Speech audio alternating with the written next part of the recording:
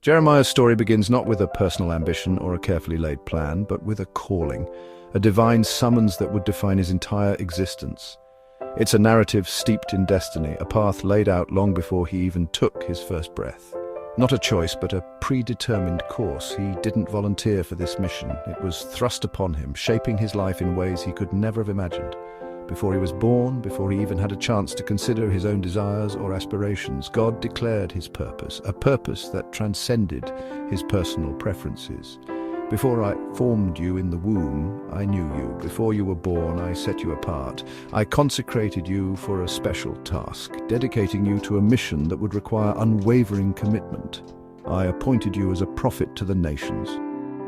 This wasn't just a suggestion, it was a divine decree, an unalterable assignment that would guide his every step. Born in Anathoth, a small village nestled near Jerusalem, to a priestly family, Jeremiah's upbringing was steeped in religious tradition and expectation. Jeremiah was set apart from the start.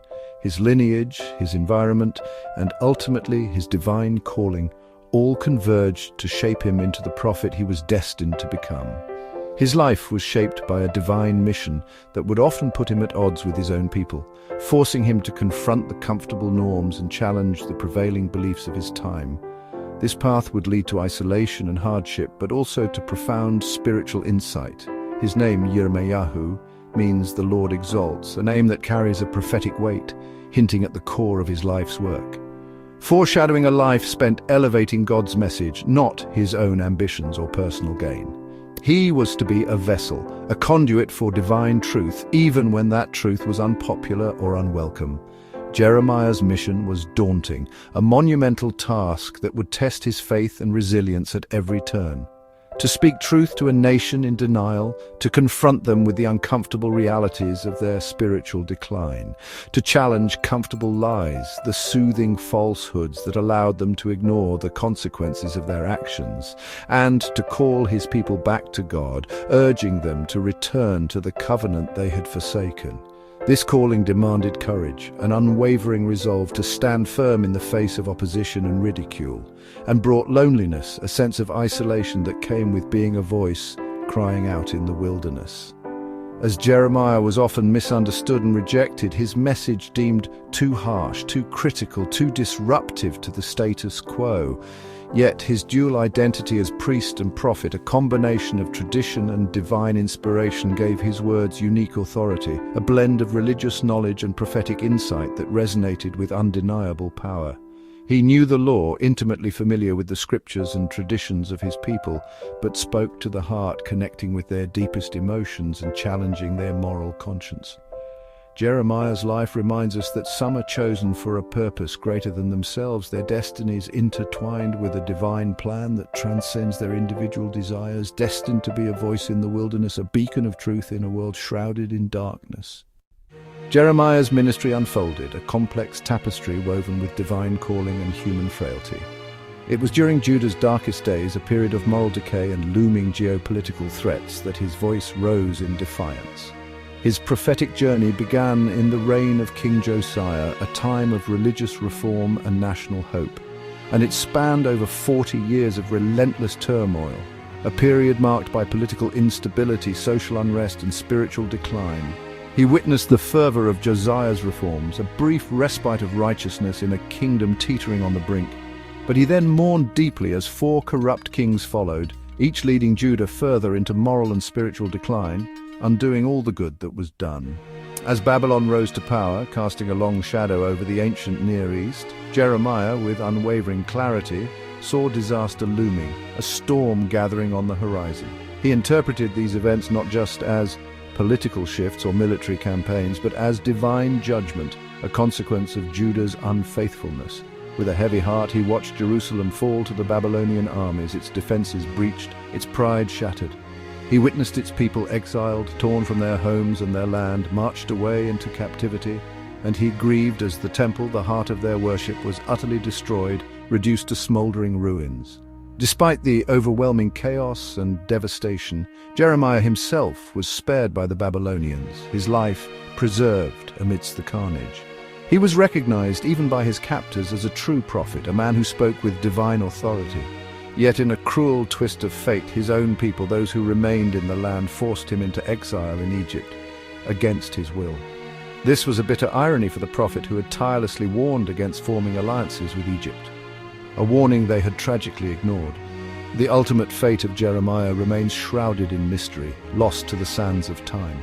But his powerful and enduring words, preserved through the ages, have outlasted the empires that sought to silence him. His story stands as a powerful testament to unwavering faithfulness, a beacon of hope in the darkest of times. It is a story of courage and conviction in the face of national catastrophe, a reminder that even in destruction, hope can endure. Known as the weeping prophet, Jeremiah's tears were for his people, not himself. He warned Judah that empty rituals, idolatry, and injustice would bring ruin. His message was clear: repentance or destruction. Jeremiah's prophecies of exile and the temple's fall were ignored. He was persecuted, beaten, and thrown into a cistern.